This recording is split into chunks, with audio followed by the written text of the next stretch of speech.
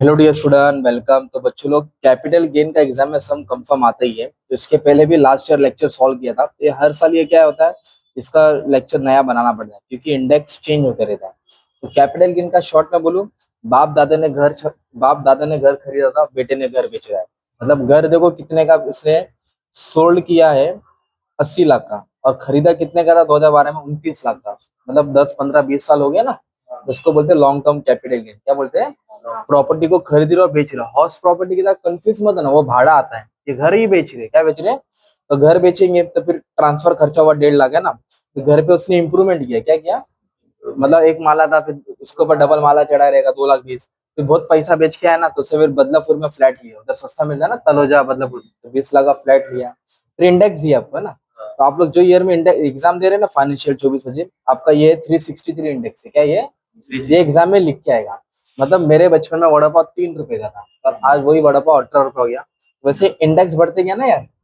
तो इसके हिसाब से भी अपने को सम सॉल्व करना है। तो ये सम को सॉल्व कैसे करेंगे, सवाल वो आ गया ना। तो सबसे पहले हम लोग क्या लिखेंगे मालूम है क्या? Sale consideration. बोलो क्या लिखेंगे? मतलब घर कितने का बेचा, वो लिखेंगे। और उसमें से एक्सपेंस को माइनस करेंगे। क्या माइनस करेंगे? कोई भी एक्सपेंस दिया रहेगा या ब्रोकरेज दिया रहेगा, वो माइनस होएगा। ओके।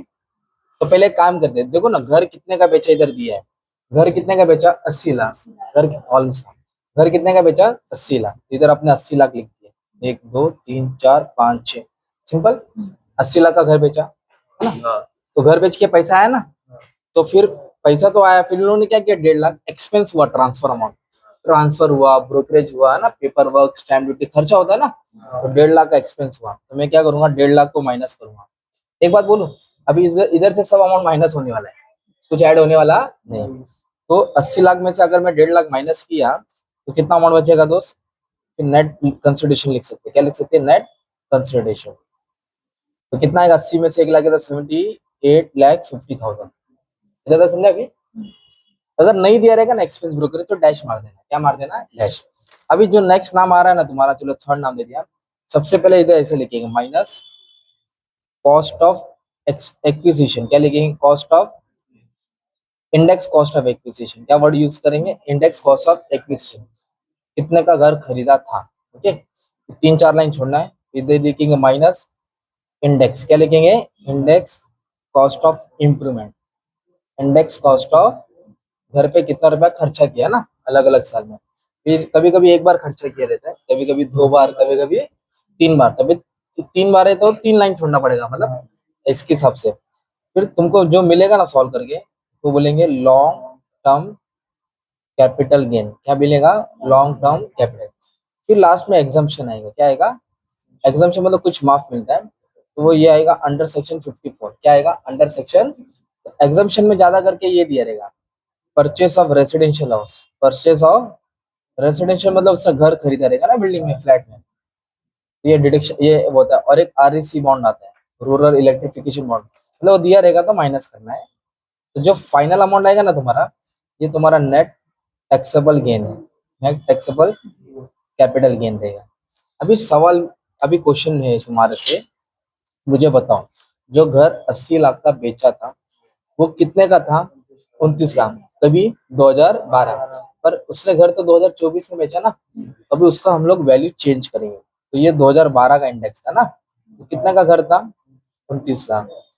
तो 2012 में उसकी वैल्यू 29 लाख थी। आज इसको अपने को चेंज करना है, तो कैसे चेंज करेंगे? तो आज का इंडेक्स कितना? 363। उससे मल्टीप्लाई कर देना। कौन सा ईयर का उठा है? 2012। तो 2012 का इंडेक्स कितना है? 200। 2012 का इंडेक्स कितना है? 200। तो 200 से डिवाइड करना है। बस इतना याद रखो, 360 से मल्टीप्लाई करना पड़ेगा। किससे? और 200 से क्या करना है? 363 याद कर लो, ठीक से। और जो ईयर रहेगा वो ईयर से डिवाइड करना है। अब इसको मल्टीप्लाई किया तो उन्होंने आंसर इधर लिख दिया है, तो मैं लिख देता 52। मान लो सॉल्व करके कितना आंसर है? 52 63 58। वो कैलसी तुम लोग संभाल लेंगे ना। तो कॉस्ट ऑफ एक्विजिशन कितने का घर था? वो 29 लाख का था। आज उसकी वैल्यू कितनी हो गई? 52। तो ये एडजस्ट करना रहता है इन्फ्लेशन के हिसाब से। ओके। इन्फ्लेशन मतलब महंगाई। अभी इसके बाद घर में उसने क्या किया? इंप्रूवमेंट किया। देखो ना, इंप्रूवमेंट बोला है। तभी इंप्रूवमेंट किया 13 14 में, मतलब एक ही बार इंप्रूवमेंट किया।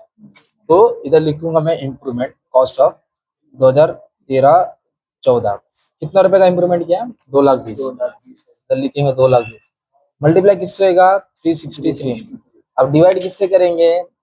2013-14 है ना, इधर जी है ना 13-14, कितना? 220। इसको डिवाइड करके क्या आएगा तुमको? कैल्शियम आंसर आने वाला है। तो कैल्शियम है 3,63,000 मान लो। कितना है? 3 लाख। ये हो गया कॉस्ट ऑफ इम्प्रूवमेंट, है ना। मान लो और एक इम्प्रूवमेंट दिया रहेगा 2018 में, तो 2018 का लिखते, अमाउंट लिखते, है ना, इंटू 363 लिखते, डिवाइड करके 2000 जो भी 18 का दिया रहता है उससे करते, वो भी अमाउंट डालते हैं। जितना इम्प्रूवमेंट दिया उतना करना है ना। ये हो गया। और कुछ दिया नहीं है तो जो घर बेच के पैसा है ना इसमें से दोनों माइनस करना। सिंपल। इसमें से दोनों क्या करेंगे?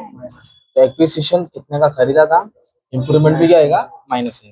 तो माइनस करके अमाउंट इतना आ गया समझो। कितना है? 22,23,500 मान लो। 22,23,500 इसको बोलेंगे long term capital gain. Long term. फिर उसने क्या किया? एक देखो ही इन्वेस्ट, किधर इन्वेस्ट किया? 20 लाख न्यू रेसिडेंशियल, नया घर खरीदा ना। जो भी घर खरीदता वो उसको एग्जम्पशन मिलेगा अंडर सेक्शन 54, है ना। रेसिडेंशियल फ्लैट खरीदा ना तो माफ है, मतलब उसको इस पे टैक्स नहीं देना है। उसमें से कितना लाख कम होने वाला है? 20 लाख। अभी आप 20 लाख क्या करेंगे? कम करेंगे, तो जो बचेगा ना 2,23,500 उसको इसके ऊपर टैक्स देना। बस इतना ही सम है, 10 मार्क के लिए एग्जाम में आएगा ना। अब ये मेरे पास पीछे क्वेश्चन पेपर का सम है। ओके, तो ये क्वेश्चन पेपर का सम दिया था। अब इधर इंडेक्स देखो क्या दिया तुम लोग को। अगर ये वाला सम उठाओ तो इंडेक्स 348 दिया है, तो कंफ्यूज मत आना, ये पिछले साल इंडेक्स ऐसा था ना। मतलब कोई भी सम सॉल्व करेंगे तो आपको सिर्फ देखना है कि इंडेक्स कैसे देता है। तो एग्जाम में कहते हैं तुमको 2 सम आएगा, एक करना रहेगा। तो जैसे कि एक सम इधर है तुम्हारा, 10 मार्क का सम है। प्रॉपर्टी देखो लोन ने परचेज किया, नया नया कभी 98 में खरीदा ना, फिर फेयर मार्केट वैल्यू 10 लाख हो गया, फिर बेचा कितने का? 95। फिर 1,25,000 खर्चा हुआ, फिर 2 बार घर पे खर्चा किया, फिर उसने क्या किया? नया घर खरीदा, फिर बॉन्ड में पैसा डाला, फिर इंडेक्स है ना, ये इंडेक्स से बचेंगे कि तुम्हारा जो बॉन्ड में पैसा डालने के लिए तो आरसी बॉन्ड में लिख देंगे, वो इधर डाल देगा। हाँ, डायरेक्ट एग्जम्पशन में आ जाएगा। मतलब ये तुम्हारा सम का फॉर्मेट हो गया। क्या हो गया? Capital gain. क्या नाम है?